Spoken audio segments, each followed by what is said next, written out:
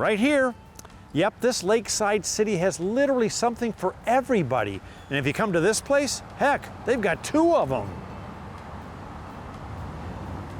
Well, prepare to be dazzled and amazed because these 2 ornate and opulent Victorian masterpieces are over the top awesome.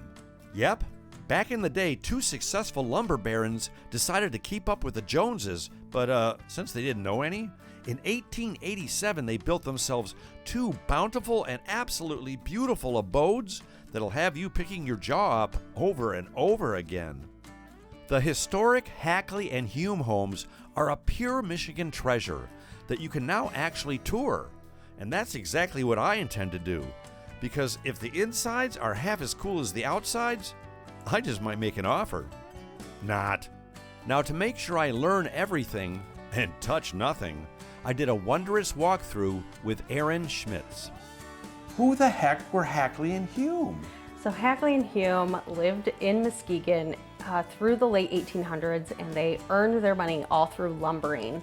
And not only that, that's a really important part of our Muskegon history, but the most important part, and why we're still talking about them today, not only do they have beautiful homes, but they gave so much back to the city, and really the reason why Muskegon is on the map today.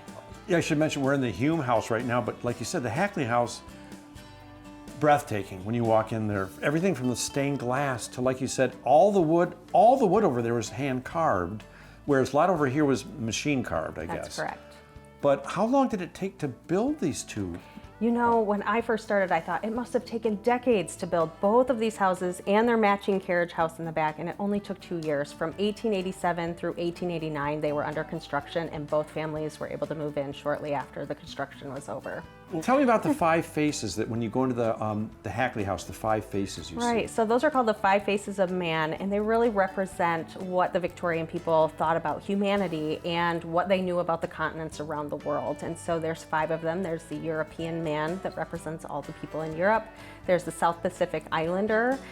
There is the African man. There is the Native man representing North and South America, and then the Asian man. Because you guys do tours, obviously. Yeah, so we're open May through October to offer our classic tour. That's a 1-hour guided tour. With your ticket, you also get into our other 2 historic sites. So if you're interested in firefighting museum type history, also we have the Skolnick House of the Depression era. So it's one of the only Depression era historic houses throughout the United States, and that's a gentle touch house. So if you've had your hands in your pockets throughout this tour, you can go over there and pull out all the drawers, try on the clothes, flip through the books, and really kind of go wild and learn more about the 1930s. So we do those tours all throughout the season, and then we offer a ton of specialty programs that really tell the rest of the story.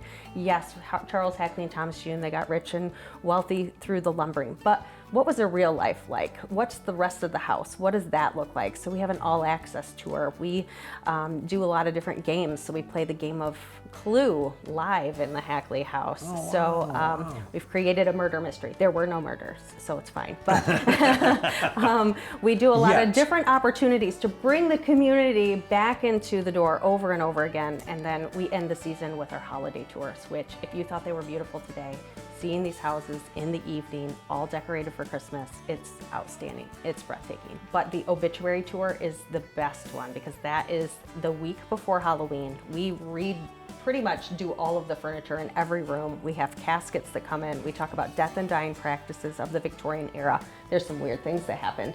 And then there were multiple people who died in both houses and multiple people who had their funerals in the houses. So we go through that history in the evening, you know, a week before Halloween, and it's spectacular. Yeah, everything, like you said, from that to the holiday decorations to the flashlight tours to, yeah, this is, I mean, you guys are doing it right. You're taking a piece of history, you're having fun with it. Absolutely. But you're also, you know, you're preserving it, you're revering it, you're making sure it's preserved, but it's just, yeah, you guys are doing it all right. We also have an escape room in the Hackley attic, so that's pretty awesome. Don't put me in it. I'll still be there next Thursday.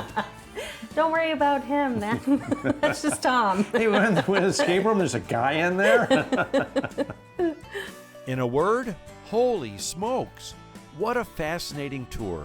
And around every corner and in every nook and cranny, we found hunks of history and heard fascinating facts. Who'd have thunk listening and learning could be this much fun?